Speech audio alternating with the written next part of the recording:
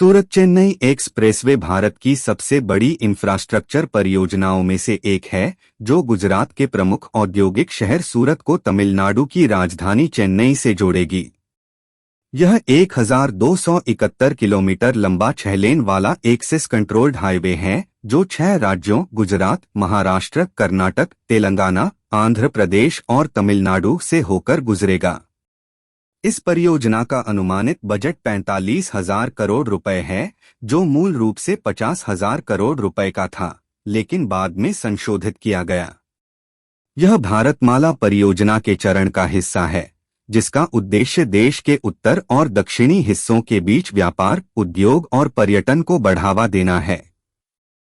वर्तमान में निर्माणाधीन इस एक्सप्रेसवे से यात्रा का समय लगभग 35 घंटे से घटकर 16 से 18 घंटे हो जाएगा, जो माल परिवहन और यात्री यात्रा दोनों के लिए क्रांतिकारी साबित होगा। प्रधानमंत्री नरेंद्र मोदी ने जनवरी 2023 में कर्नाटक के अक्कलकोट यादगीर खंड के लिए इसका शिलान्यास किया था और पूर्ण रूप से यह दिसंबर 2026 तक चालू होने की उम्मीद है। हालांकि कुछ खंड दिसंबर 2025 तक तैयार हो सकते हैं।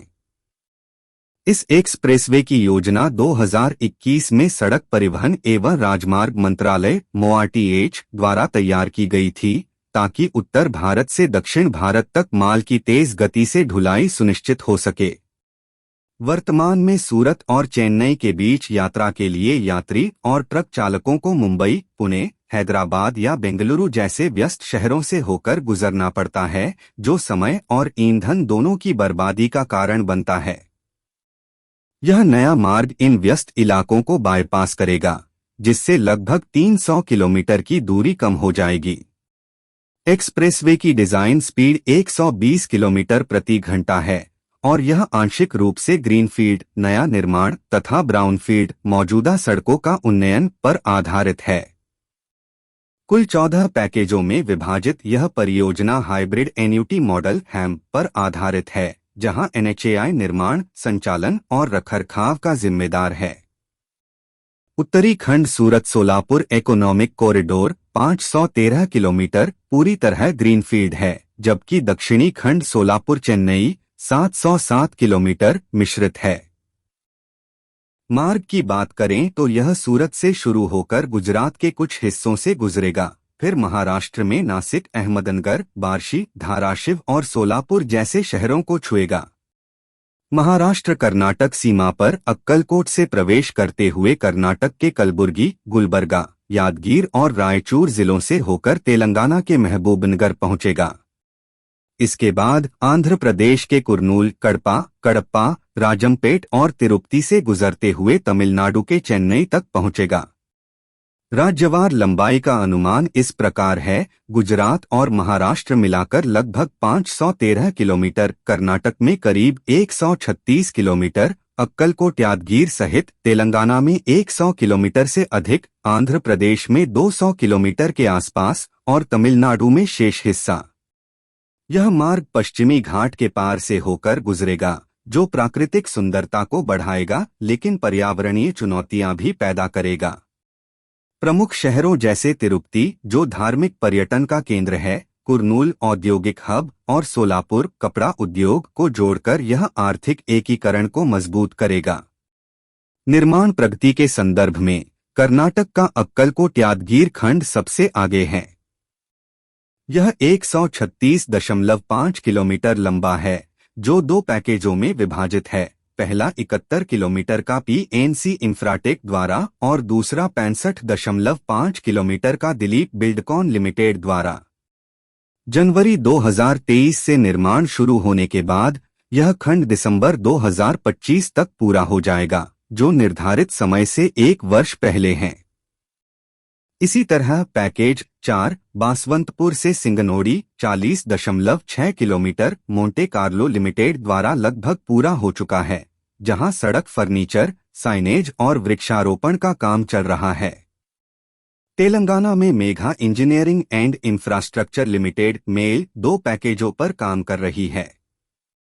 आंध्र प्रदेश में NH 716 और NH 565 का 4 लेन उन्नयन लक्ष्मी इंफ्रास्ट्रक्चर लिमिटेड द्वारा हो रहा है, जहां भूमि अधिग्रहण प्रक्रिया अंतिम चरण में है। महाराष्ट्र में सूरत अहमदनगर खंड के लिए डीपीआर तैयार है, लेकिन बोली और भूमि अधिग्रहण बाकी है। गुजरात और तमिलनाडु के हिस्सों में भी प्रगति हो रही है, लेकिन पूर्ण निर्माण 2026 तक चलेगा।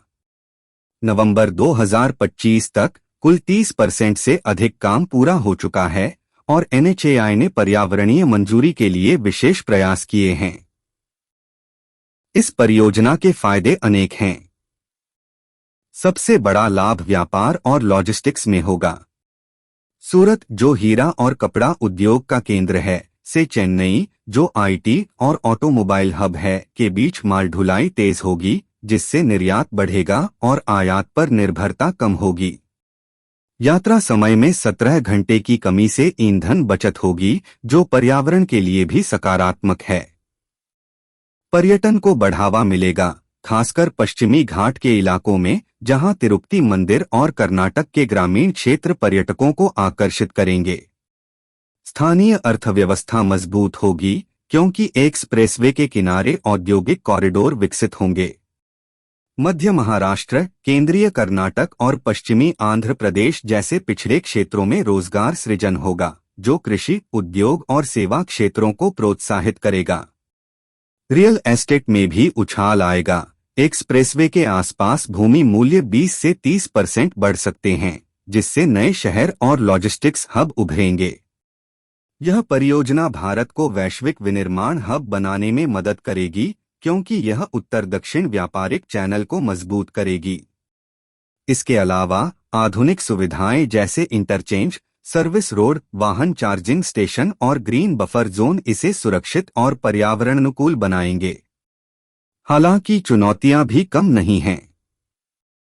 पर्यावरणीय चिंताएं प्रमुख हैं। जुलाई 2022 में पर्यावरण, वन और जलवायु परिवर्तन मंत्रालय की विशेषज्ञ समिति EAC ने पश्चिमी घाट वाले उत्तरी मार्ग पर वन कटाई, मिट्टी कटाव और प्रदूषण की आशंका जताई थी। समिति ने घाट क्षेत्र से बचने की सिफारिश की, लेकिन MoRTH और NHAI ने DPR और बोली प्रक्रिया के कारण अपील की। अब सतत निर्माण विधियों जैसे कम प्रभाव वाली मशीनरी और वृक्षारोपण से इनका समाधान किया जा रहा है। भूमि अधिग्रहण एक बड़ी समस्या रही है, खासकर महाराष्ट्र और कर्नाटक में, जहां किसानों का विरोध हुआ। कुछ पैकेजों में देरी DPR तैयारी और बोली प्रक्रिया से हुई है। बजट प्रबंधन भी चुनौतीपूर्ण है, लेकिन हैम मॉडल से निजी निवेश आकर्षित हो रहा है। इसके बावजूद NHAI ने 2025 तक पर्यावरणीय बहाली योजनाएं लागू की हैं, जैसे हर किलोमीटर पर 1000 पेड़ लगाना। कर्नाटक खंड पर विशेष ध्यान दें तो यह एक्सप्रेसवे का एक महत्वपूर्ण हिस्सा है। अक्कलकोट से यादगीर तक का 136 किलोमीटर ग्रीनफील्ड खंड कर्नाटक के यादगीर जिले में पड़ता है, जो औद्योगिक कॉरिडोर से जुड़ेगा। यहां निर्माण जनवरी 2023 से तेजी से चल रहा है और पैकेज 3 मोंटे कार्लो द्वारा में इंटरचेंज पूर्ण हो चुके हैं। यह खंड NH50 से जुड़ेगा, जो राज्य की आर्थिक वृद्धि को गति देगा। कर्नाटक सरकार ने भूमि अधिग्रहण के लिए विशेष पैकेज दिए हैं, जिससे किसानों को मुआवजा मिला। कुल मिलाकर यह परियोजना कर्नाटक को पश्चिमी और दक्षिणी भारत के व्यापारिक नेटवर्क से जोड़ेगी। भविष्य में सूरत चेन्नई एक्सप्रेसवे भारत की इंफ्रास्ट्रक्चर क्रांति का प्रतीक बनेगा। यह न केवल यात्रा को आसान बनाएगा, बल्कि क्षेत्रीय असमानताओं को कम करेगा। 2027 तक पूर्ण होने पर यह दिल्ली मुंबई एक्सप्रेसवे के बाद भारत का दूसरा सबसे लंबा एक्सप्रेसवे होगा। सरकार की मेक इन इंडिया पहल को मजबूती मिलेगी, क्योंकि यह मल्टी मॉडल ट्रांसपोर्ट हब और स्मार्ट लॉजिस्टिक्स जोन के लिए आधार बनेगा। पर्यावरणीय संतुलन बनाए रखते हुए यह परियोजना सतत विकास का उदाहरण प्रस्तुत करेगी।